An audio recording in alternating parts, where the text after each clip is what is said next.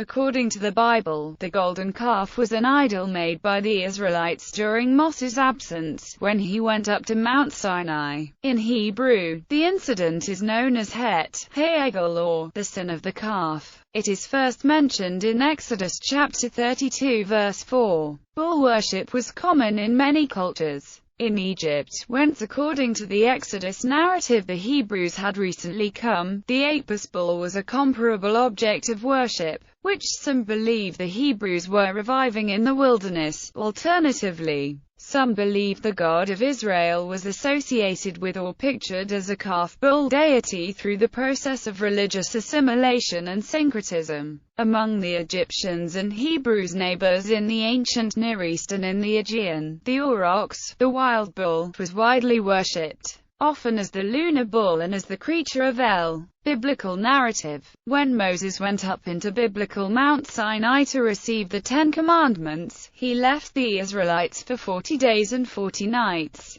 The Israelites feared that he would not return and demanded that Aaron make them gods to go before them. Aaron gathered up the Israelites' golden earrings and ornaments, constructed a molten calf, and they declared, "These be thy gods, O Israel, which brought thee up out of the land of Egypt." Aaron built an altar before the calf and proclaimed the next day to be a feast to the Lord. So they rose up early the next day and offered burnt offerings, and brought peace offerings, and the people sat down to eat and to drink, and rose up to play. God told Moses what the Israelites were up to back in camp, that they had turned aside quickly out of the way which God commanded them, and he was going to destroy them and start a new people from Moses. Moses besought and pleaded that they should be spared, and God repented of the evil which he said he would do unto his people. Moses went down from the mountain, but upon seeing the calf, he became angry and threw down the 2 tablets of stone, breaking them. Moses burnt the golden calf in a fire, ground it to powder, scattered it on water, and forced the Israelites to drink it. When Moses asked him, Aaron admitted collecting the gold, and throwing it into the fire, and said it came out as a calf. Then Moses stood in the gate of the camp, and said,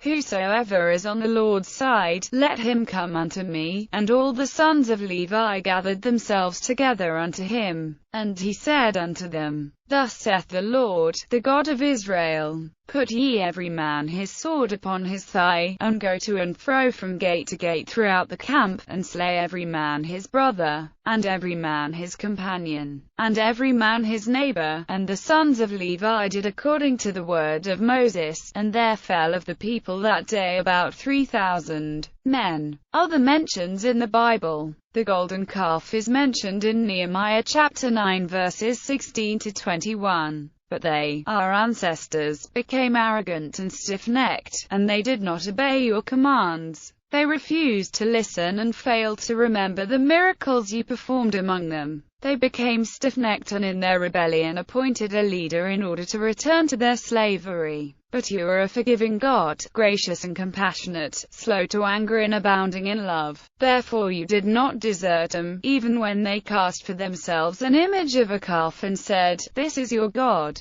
who brought you up out of Egypt," or when they committed awful blasphemies. Because of your great compassion you did not abandon them in the wilderness. By day the pillar of cloud did not fail to guide them on their path, nor the pillar of fire by night to shine on the way they were to take. You gave your good spirit to instruct them. You did not withhold your manna from their mouths, and you gave them water for their thirst. For 40 years you sustained them in the wilderness. They lacked nothing. Their clothes did not wear out, nor did their feet become swollen. The language suggests that there are some inconsistencies in the other accounts of the Israelites and their use of the calf, as the version in Exodus and 1 Kings are written by Deuteronomistic historians based in the southern kingdom of Judah. There is a proclivity to expose the Israelites as unfaithful. The inconsistency is primarily located in Exodus 32.4, where gods is plural despite the construction of a single calf. When Ezra retells the story, he uses the single, capitalized God. Conversely, A more biblically conservative view offers a tenable explanation accounting for the discrepancy between gods in Exodus chapter 32 and God in Nehemiah 9:18. In both instances, the Hebrew Elohim is used. Since ancient Hebrew failed to distinguish Elohim, God, from Elohim, gods,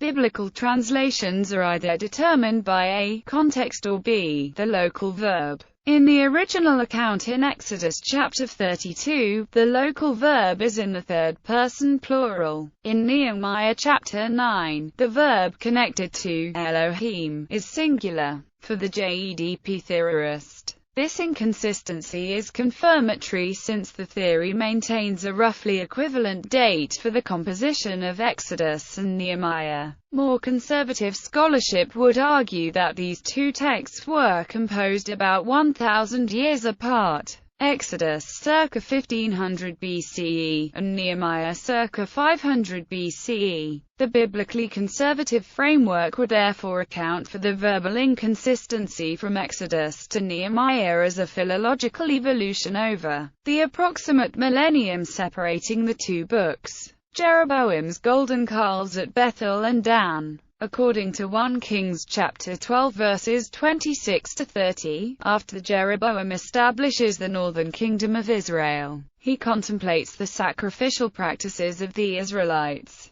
Jeroboam thought to himself, the kingdom will now likely revert to the house of David. If these people go up to offer sacrifices at the temple of the Lord in Jerusalem, they will again give their allegiance to their Lord, Rehoboam king of Judah. They will kill me and return to King Rehoboam. After seeking advice, the king made 2 golden calves. He said to the people, "It is too much for you to go up to Jerusalem. Here are your gods, Israel, who brought you up out of Egypt. One he set up in Bethel, and the other in Dan. And this thing became a sin. The people came to worship the one at Bethel and went as far as Dan to worship the other." His concern was that the tendency to offer sacrifices in Jerusalem, which is in the southern kingdom of Judah, would lead to a return to King Rehoboam. He makes 2 golden calves and places them in Bethel and Dan. He erects the 2 calves in what he figures as substitutes for the cherubim built by King Solomon in Jerusalem. Richard Elliott Friedman says, at a minimum we can say that the writer of the golden calf account in Exodus seems to have taken the words that were traditionally ascribed to Jeroboam and placed him in the mouths of the people. Friedman believes that the story was turned into a polemic, exaggerating the throne platform decoration into idolatry, by a family of priests sidelined by Jeroboam.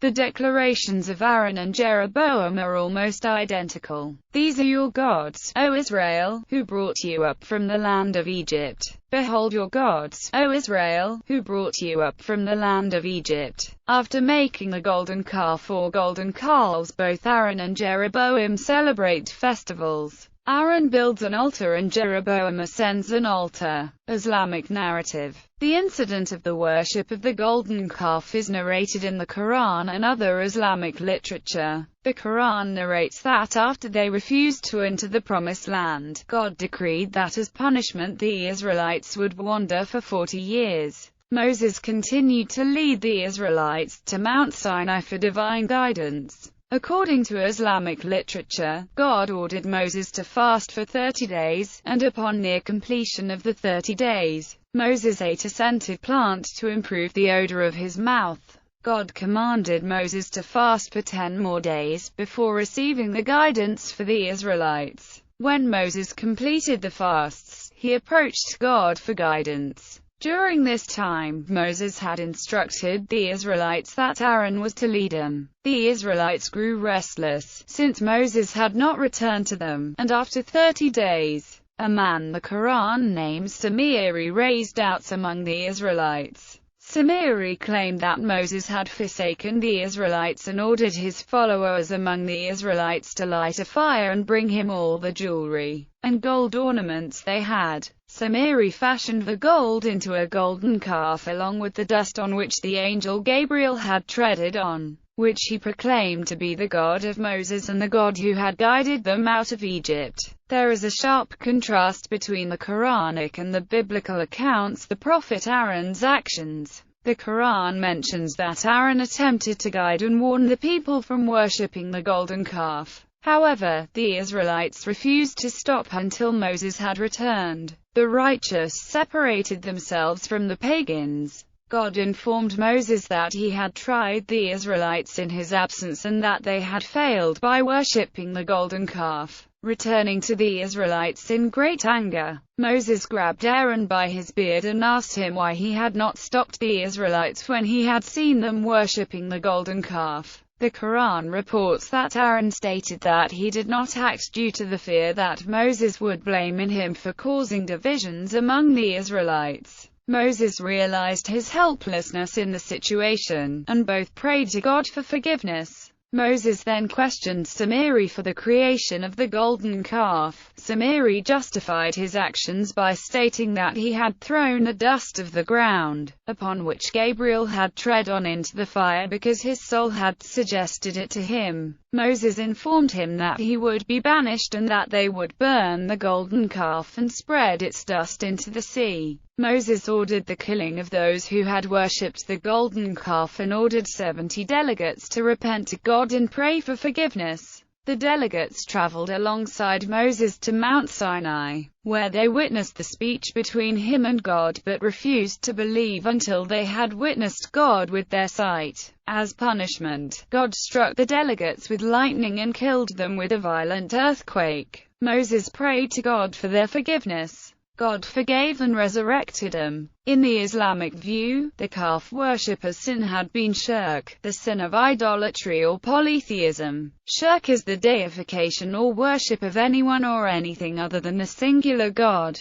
or more literally the establishment of partners placed beside God, a most serious and unforgivable sin, with the calf worshippers being ultimately forgiven being a mark of special forbearance by Allah. Criticism and interpretation. Despite a seemingly simplistic facade, the golden calf narrative is complex. According to Michael Coogan, it seems that the golden calf was not an idol for another god, and thus a false god. He cites Exodus chapter 32 verses 4-5 as evidence. He, Aaron, took the gold from them, formed it in a mold, and cast an image of a calf. And they said, "These are your gods, O Israel, who brought you up out of the land of Egypt." When Aaron saw this, he built an altar before it, and Aaron made proclamation and said, "Tomorrow shall be a festival to the Lord." Importantly, there is a single calf in this narrative, though the people refer to it as representative of the gods. While a reference to singular God does not necessarily imply Yahweh worship, it does not rule out the possibility that it is Yahweh that the people are worshipping, as the reference to a plurality of gods would. Additionally, the festival to the Lord in verse 5 is sometimes translated as to Yahweh. It should also be noted that, in the chronology of the narrative of the Ten Commandments, the commandment against the creation of graven images had not yet been given to the people when they pressed upon Aaron to help them make the calf, and that such behavior was not yet explicitly outlawed. Another understanding of the golden calf narrative is that the calf was meant to be the pedestal of Yahweh. In Near Eastern art, gods were often depicted standing on an animal, rather than seated on a throne. This reading suggests that the golden calf was merely an alternative to the Ark of the Covenant or the cherubim upon which Yahweh was enthroned. The reason for this complication may be understood as a criticism of Aaron as the founder of one priestly house that rivaled the priestly house of Moses, or two, as an attack on the northern kingdom of Israel. The second explanation relies on the sin of Jeroboam, who was the first king of the northern kingdom, as the cause of the northern kingdom's fall to Assyria in 722 BCE. Jeroboam's sin was creating two culls of gold, and sending one to Bethel as a worship site in the south of the kingdom, and the other to Dan as a worship site in the north. so that the people of the northern kingdom would not have to continue to go to Jerusalem to worship. According to Coogan, this episode is part of the Deuteronomistic history, written in the southern kingdom of Judah, after the fall of the northern kingdom, which was biased against the northern kingdom. Coogan maintains that Jeroboam was merely presenting an alternative to the cherubim of the temple in Jerusalem, and that calves did not indicate non-Yahwehistic worship. The documentary hypothesis can be used to further understand the layers of this narrative. It is plausible that the earlier story of the golden calf was preserved by E and originated in the northern kingdom,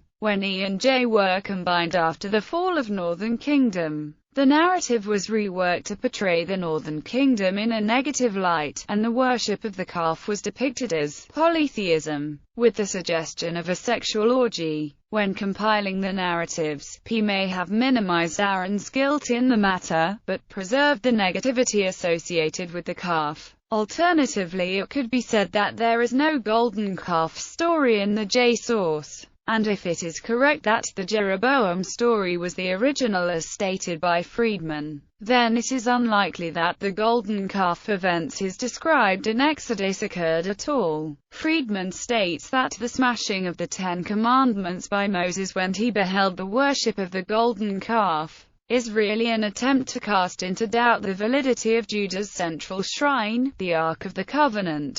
The author of E, in fashioning the golden calf story, attacked both the Israelite and Judean religious establishments, as to the likelihood that these events ever took place. On the one hand, there are two versions of the Ten Commandments story, in E and J. This gives some antiquity, and there may be some original events serving as a basis to the stories. The golden calf story is only in the E version, and a later editor added in an explanation that God made a second pair of tablets to give continuity to the J story. The actual Ten Commandments as given in Exodus chapter 20 were also inserted by the redactor who combined the various sources. Archaeologists Israel Finkelstein and Neil Asher Silberman say that while archaeology has found traces left by small bands of hunter-gatherers in the Sinai, there is no evidence at all for the large body of people described in the Exodus story. The conclusion that Exodus did not happen at the time and in the manner described in the Bible seems irrefutable. Repeated excavations and surveys throughout the entire area have not provided even the slightest evidence, as adoration of wealth, a metaphoric interpretation, emphasizes the gold part of golden calf to criticize the pursuit of wealth. This usage can be found in Spanish, where mammon, the gospel personification of idolatry of wealth, is not so current. In popular culture, La vie et d'ores toujours débout is a famous aria in Charles Gounod's opera Faust. Bob Dylan references the calf in his song, Gates of Eden. The band's songs, To Kingdom Come, and Forbidden Fruit, each reference the story of the golden calf. The Golden Calf is the award given at the Netherlands Film Festival, regarded as the Dutch counterpart to the Academy Awards. In 2008, Damien Hirst put his sculpture The Golden Calf up for auction at Sotheby's. The dead calf in formaldehyde, complete with gold-plated horns and hooves, sold for £10.3 million.